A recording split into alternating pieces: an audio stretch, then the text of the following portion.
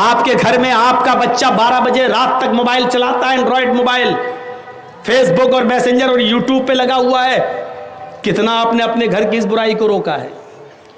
آپ کی بیٹی 18 سال 20 سال کی ہو چکی ہے، اینڈرائڈ موبائل چلا رہی ہے، آپ نے اپنی بیٹی کے اوپر کتنی نگرانی رکھی ہے؟ فیس بک بھی چلا رہی ہے، واٹس ایپ بھی چلا رہی ہے، اپنے اسکول کے دوستوں اور سہیلیوں سے باتیں بھی کر رہی ہے، آپ نے کتنی نگرانی کی ہے اپنی بیٹی پر؟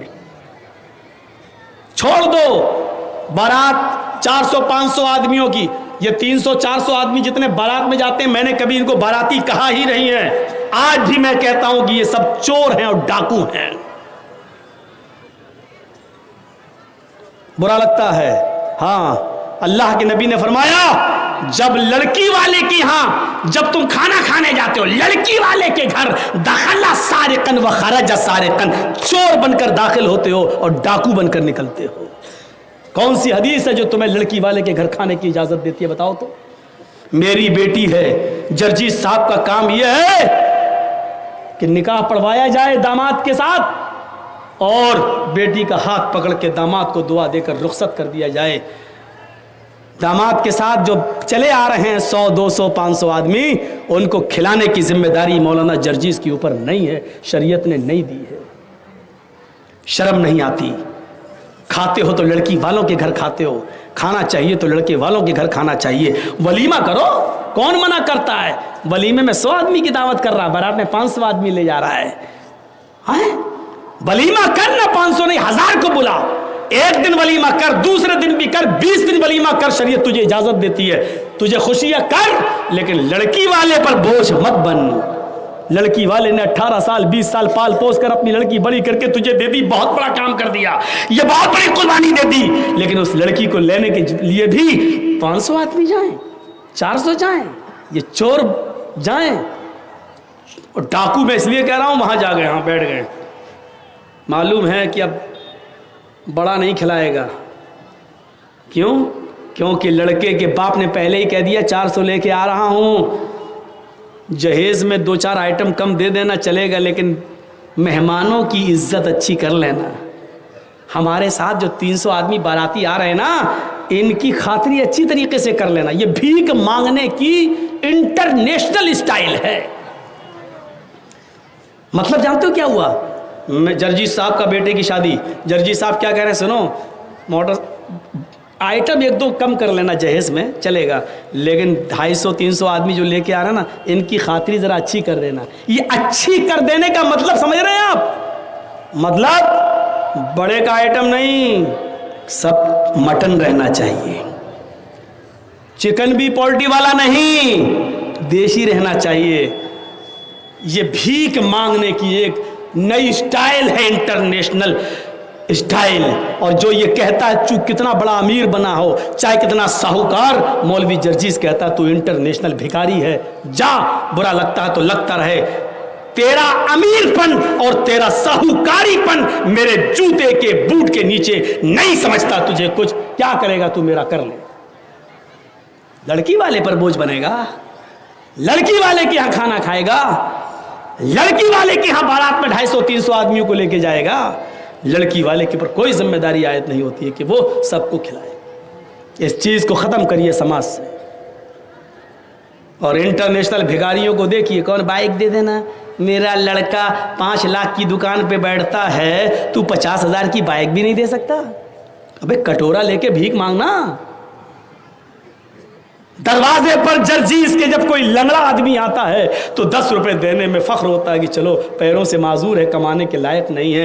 ایک اندھا آتا ہے 100 روپے دینے میں اچھا لگتا، آنکھوں سے اندھا، کمانے کے لائق نہیں ہے، ان بیچاروں کو بھکاری سمجھ کر دے دیتا ہوں، یہ بیچارے کمانے کے لائق نہیں ہے۔ دونوں ہاتھوں سے مضبوط، ہٹا کھٹا، موٹا تازہ تندرست امیر باپ کی بگڑی ہوئی اولاد، اور اپنے لڑکے کے نام پر موٹر سائیکل مانگ رہا ہے۔ ایمانداری کے ساتھ بتاؤ، اندھا لنگڑا لولا جو اللہ کے نام پہ 10-20 روپے مانگے وہ بڑا بھکاری ہے، یا جو اپنے بیٹے کے نام پہ بائک مانگے وہ بڑا بھکاری ہے؟ مولوی جرجیز کی نظر میں इंटरनेशनल भिखारी वो है जो अपने बेटे के नाम पर बाइक मांग रहा है। तू इंटरनेशनल भिखारी है बेईमान कमीने, तू उस भिखारी से बड़ा है जो लंगड़ा और लूला और अंधा और अपाहिज है। तू उस भिखारी से बड़ा है, तू इंटरनेशनल भिखारी है।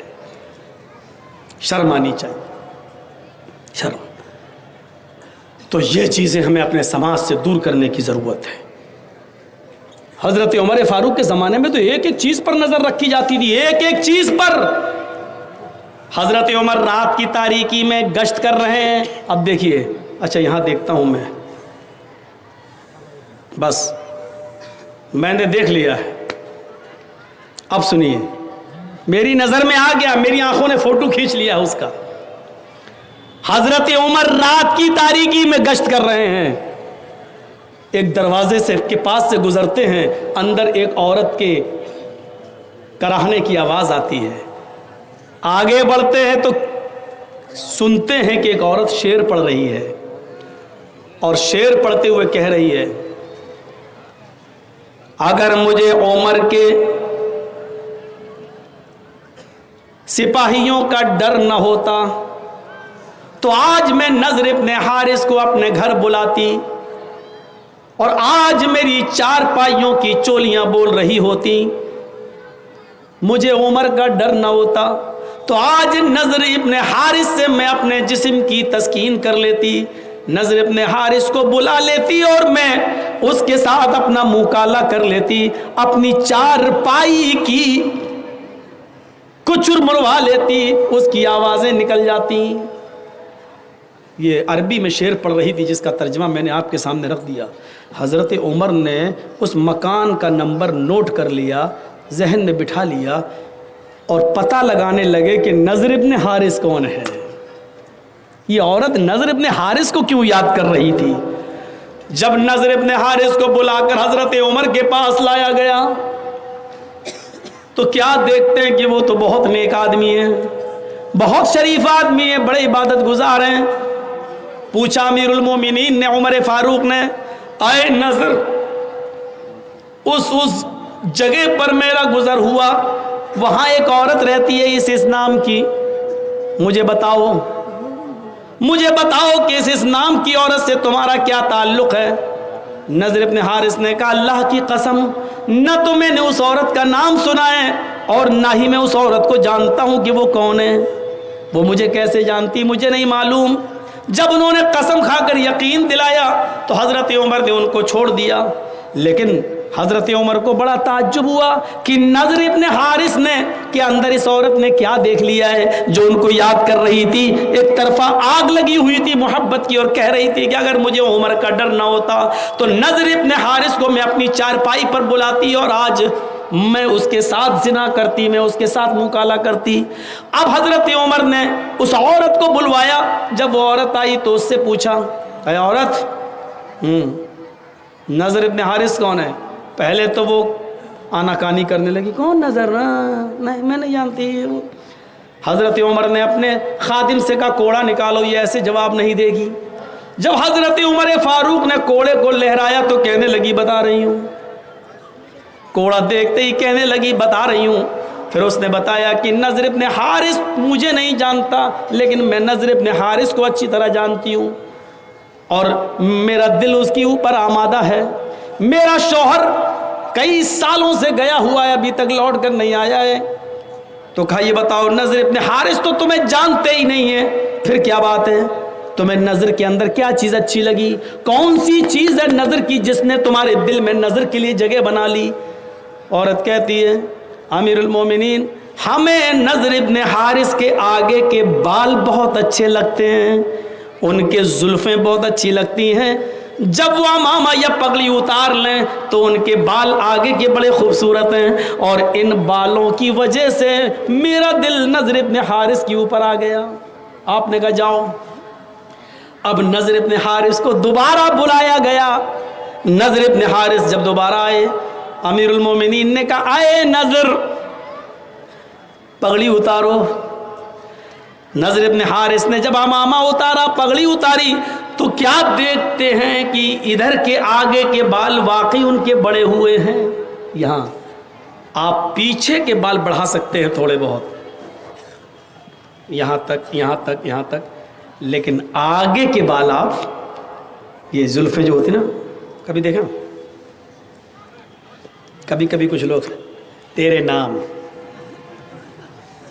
سلمان خان ہجڑے جیسی وہ ایکٹنگ ایسے، یہ آگے کے بال صحیح نہیں ہے۔ قرآن نے آگے کے بالوں کے بارے میں کیا کہا؟ لَنَسْفَعًا بِالنَّاسِيَةِ، قیامت کے دن ہم ابو جہل کو پیشانی پکڑ کر گھسیٹیں گے اور گھسیٹ کر جہنم میں ڈال دیں گے۔ پیشانی، ماتھا تھوڑی پکڑا جاتا ہے، کوئی پکڑ کے دکھائے پکڑ جائے گا؟ نہیں۔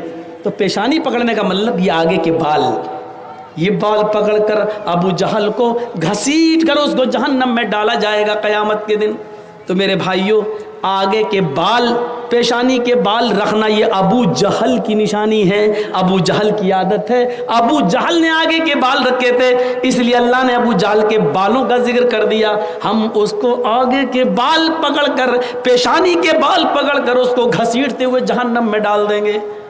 یہاں میری آنکھیں فوٹو کھینچ چکی ہیں، اب سوچ لو کس کے بال محمد رسول اللہ کی طرح ہو، کس کے بال ابو جہل کی طرح، سوچ لو۔ تو نضر ابن حارث کے بال دیکھے تو کہا امیر المومنین نے، اے نضر ابن حارث، تمہارے آگے کے اور سامنے کے بالوں نے مدینے کی عورتوں کو فتنے میں ڈال دیا، مدینے کی عورتوں کو خطرے میں ڈال دیا ہے۔ تمہارے آگے کے یہ پیکٹ بال دیکھ کر مدینے کی عورتیں اپنے آؤٹ آف کنٹرول ہونے لگی ہیں، اپنے قابو کھونے لگی ہیں۔ ادھر آؤ۔ نضر ابن حارث کو بٹھایا، پھر ایک باربر کو، ایک نائی کو بلایا، حجام کو بلایا، اور پورا اس طرح لے کر ان کے سر کے سارے بال گھونٹ ڈالے، گنجا کر دیا، ٹکلا۔ کچھ ٹکلے ہمارے دیش کو بھی چلا رہے ہیں، بالکل بال اس کے الگ کر دیے ایک دم۔ نضر ابن حارث نے کہا اگر میرے بال دیکھ کر دوسرا فدا ہو رہا ہے تو اس میں میری کیا غلطی ہے؟ میں نے تھوڑی کہا تھا۔ امیر المومنین کہتے ہیں غلطی تمہاری ہے، تم نے آگے کے اتنے اچھے بال رکھے ہی کیوں ہیں؟ نہ یہ بال رہیں گے اور نہ تمہاں سے لڑکیاں فتنے میں پڑیں گی۔ بال ہی کاٹ دیے اور ان کے سر پہ اب عمامہ باندھ دیا۔ خدا کی قدرت دیکھو، پہلے وہ کم خوبصورت لگ رہے تھے، بال کاٹنے کے بعد، ٹکلا کرنے کے بعد جب عمامہ باندھا تو اور خوبصورت لگنے لگے۔ اب مدینے کی ایک لڑکی ان پر فدا ہوتی تھی، بال کٹنے کے بعد، عمامہ باندھنے کے بعد 10 لڑکیاں ان کے اوپر فدا ہونے لگیں۔ حضرت عمر نے کہا یار یہ تو معاملہ ہی عجیب ہو گیا، الٹا ہو گیا، میں تو بال کاٹ کے بھی صحیح نہیں کر پایا، پہلے تو ایک لڑکی مر رہی تھی اب تو 10 مرنے لگی۔ تو کہا میرا کیا قصور ہے؟ کہا تمہارا قصور نہیں ہے، لیکن تمہیں اب مدینے میں رہنے کی اجازت نہیں ملے گی۔ تم جب تک مدینے میں رہو گے تو مدینے کی لڑکیاں فتنے میں مبتلا ہو جائیں گی، اس لیے ساری لڑکیوں کو تو مدینے سے نکالا نہیں جا سکتا، تمہیں ہم مدینے سے نکال رہے ہیں۔ کہا امیر المومنین مدینے سے نکال کے آپ جہاں بھیجیں گے وہاں کی لڑکیاں فتنے میں پڑیں گی؟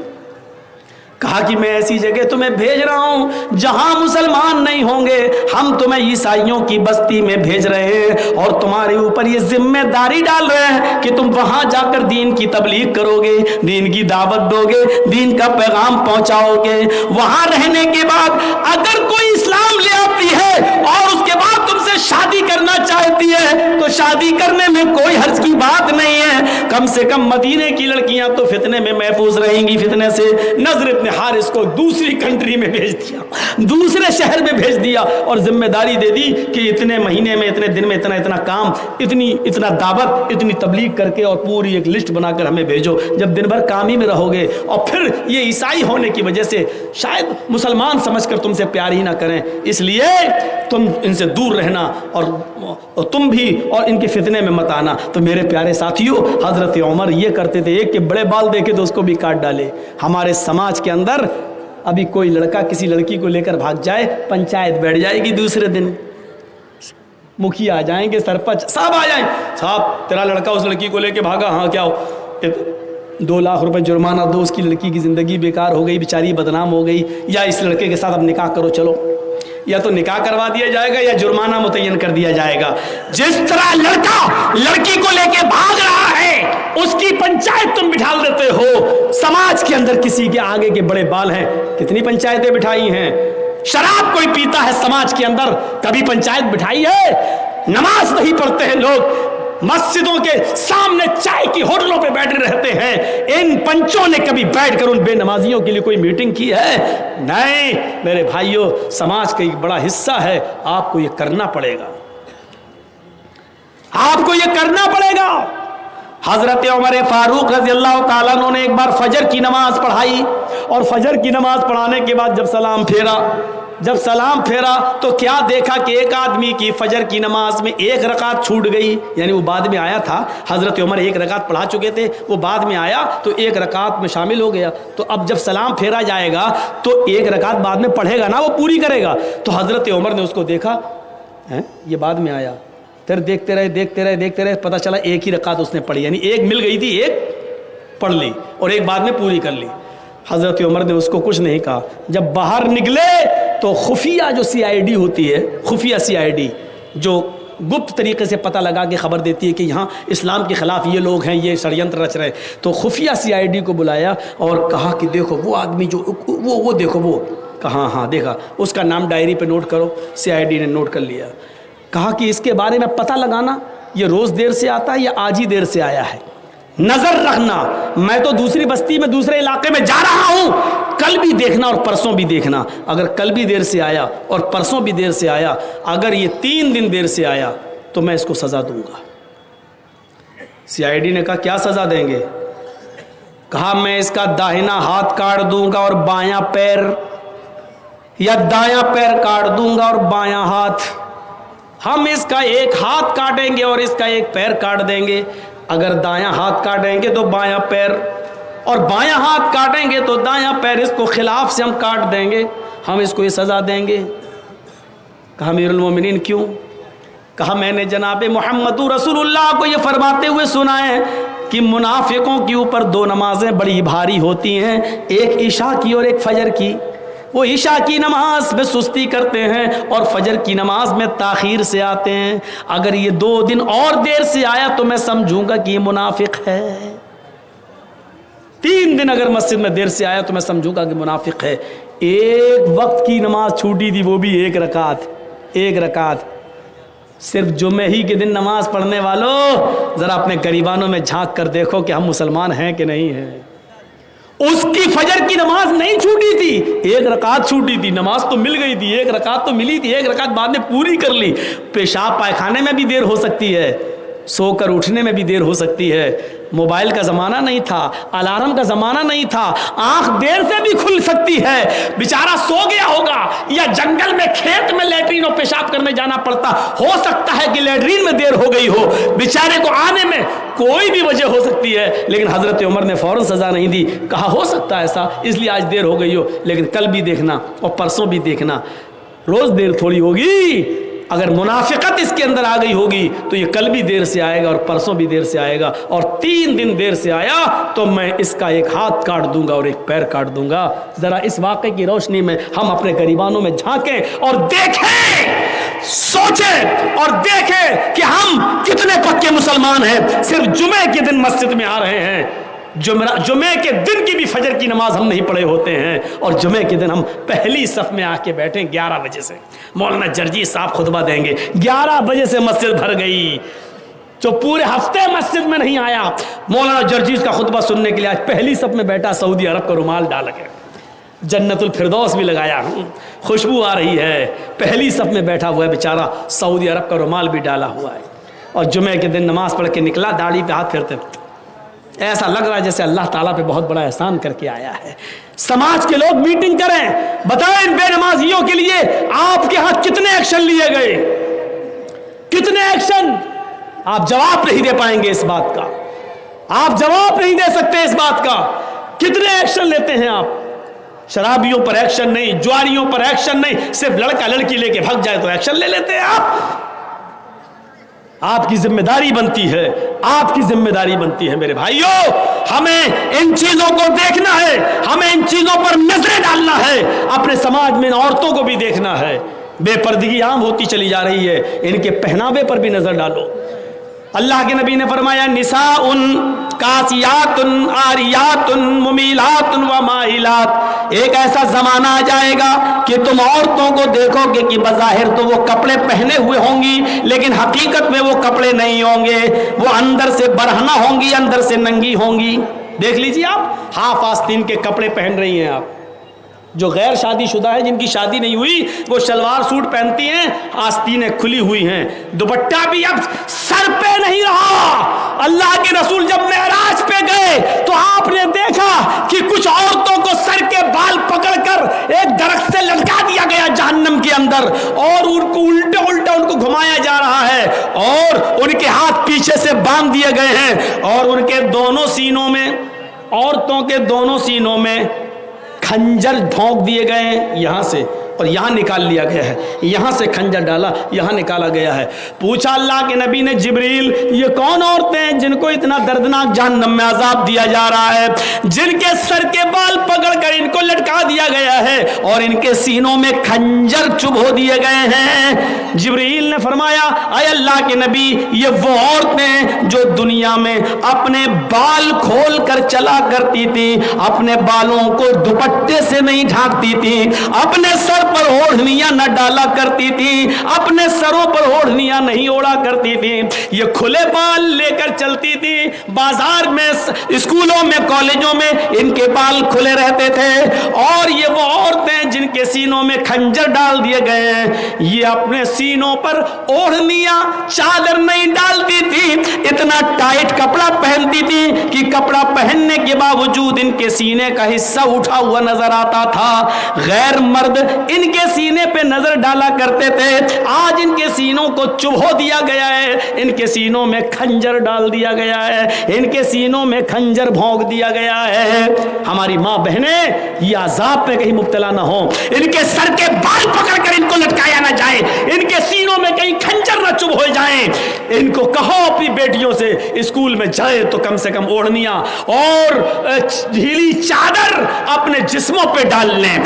فرمایا ایک ایسا زمانہ آ جائے گا کہ عورتوں کو دیکھو گی کہ کپڑے پہننے کے باوجود ننگی ہوں گی، ممیلات و مائلات، لوگوں کی طرف مائل ہوں گی اور ان کو اپنی طرف مائل کریں گی، اتنا میک اپ کریں گی، لال رنگ کا کپڑا تو لال رنگ کی لپسٹک، بلو رنگ کا کپڑا تو بلو رنگ کی لپسٹک، ہرے رنگ کا کپڑا تو ہرے رنگ کی لپسٹک، میچنگ نہیں بگڑنی چاہیے، میچنگ نہیں بگڑنی چاہیے۔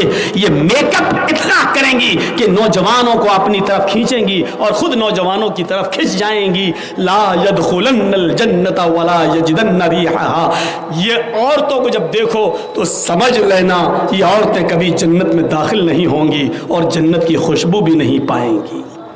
ایسی عورتوں پر اللہ نے جہنم واجب کر دی اور جنت کو حرام کر دیا۔ یہ عورتیں کبھی جنت کے اندر داخل نہیں ہوں گی۔ جنت میں داخلے کے لیے ڈھیلا ڈھالا کپڑا ضروری ہے، پردہ ضروری ہے۔ حضرت فاطمہ کا انتقال کا وقت آیا تو رو رہی تھی، کہا علی نے کیوں رو رہی ہو؟ ایک دن تو سب کو اس دنیا سے جانا ہے۔ کہا علی میرے شوہر، میری ایک وصیت ہے اس کو یاد رکھنا۔ بتاؤ تم میری بیوی ہی نہیں محمد رسول اللہ کی بیٹی بھی ہو، بتاؤ کیا وصیت ہے؟ فرمایا جب میرا انتقال ہو جائے، میری روح نکل جائے تو مجھے رات میں دفنانا، دن میں نہیں۔ عشاء کی نماز کے بعد اندھیرے میں میرا جنازہ لے کر قبرستان جانا، دن میں نہیں۔ حضرت علی نے کہا یہ تم نے ایک نئی مصیبت میرے اوپر ڈال دی۔ مان لو فجر کے بعد اگر تمہارا انتقال ہو جاتا ہے تو ظہر کے بعد دفن کیا جائے گا، ظہر میں انتقال ہوتا ہے تو عصر میں، اب فجر کے بعد اگر انتقال ہو جائے تب بھی ہم عشاء کے بعد تمہیں دفنائیں، یہ کہاں کی عقل مندی ہے؟ فرمایا اے علی، اے میرے شوہر، میرے اوپر یہ احسان کرنا جو میں آپ سے کہہ رہی ہوں، میرے جنازے کو رات کی تاریکی میں لے جانا، میرے جنازے کو رات کے اندھیرے میں اٹھانا۔ پوچھا ایسا کیوں کہہ رہی ہو؟ کہتی ہے کہ میں ایسا اس لیے کہہ رہی ہوں کیونکہ میں یہ نہیں چاہتی کہ میرے مردہ جسم پر پڑے ہوئے کفن پر بھی کسی غیر مرد کی نظر پڑے، میرے مردہ جسم پر پڑے ہوئے کفن پر بھی کسی غیر مرد کی نظر پڑے. میں چاہتی ہوں کہ میرا جنازہ جب اٹھے تو میرے کفن کو بھی کوئی نہ دیکھے, میری شکل صورت تو بہت دور کی بات ہے.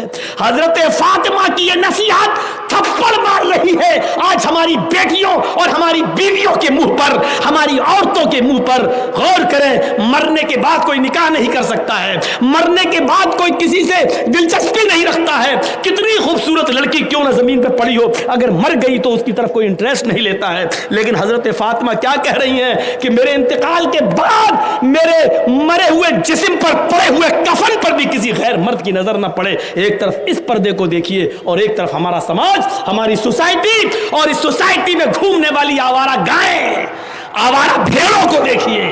آج مجھے کہنا پڑ رہا, آوارہ گائیں, آوارہ بھینسیں, آوارہ بکریاں, آوارہ بھیڑیں, ان کو کہنا پڑ رہا ہے. آپ یہ مت کہیے کہ مولانا جرجیس مثال غلط دے رہے ہیں. ضرورت پڑنے پر قرآن نے بھی چوپایوں کی مثال دی ہے. اولئک کالانعام بل هم اضل, یہ چوپایوں کی طرح ہیں بلکہ ان سے بھی زیادہ گئے گزرے. جب قرآن انسان کو اللہ چوپایوں کی طرح کہہ سکتا ہے, اگر ہم نے ان کو بے لگام گھوڑی اور بے لگام اونٹنی یا ہم نے آوارہ بھیڑوں بکری کہہ دیا تو کوئی غلط نہیں کیا, کوئی غلط نہیں کیا. ہمیں اپنے معاشرے پر نظر ڈالنا ہے. میرے بھائیوں, 1:02 ہو چکا ہے. مجھے کہا گیا پہلے آپ کو 9 بجے ٹائم دے دیا جائے گا, میں نے سوچا 11 بجے ختم ہو جائے گا, لیکن 11 بجے ٹائم دیا گیا. تو اب ظاہر بات ہے کہ 1.5-2 گھنٹہ تو بولنا ہی تھا, بول دیا. اللہ سے ہم دعا کرتے ہیں کہ بار الہ ہماری خطاؤں کو معاف فرما دے, ہمارے گناہوں کو بخش دے, ہمارے سماج کی اصلاح پیدا فرما دے, ہماری ماں بہنوں کو پردے کی توفیق عطا فرما, ہم جمیع مسلمانوں کو ایک پلیٹ فارم پہ قائم کر دے. جب تک تو ہمیں زندہ رکھ, اسلام پر زندہ رکھنا, اور جب ہمارا خاتمہ ہو تو ایمان پر خاتمہ فرمانا. وما علینا الا البلاغ المبین. وآخر دعوانا ان الحمد للہ رب العالمین. السلام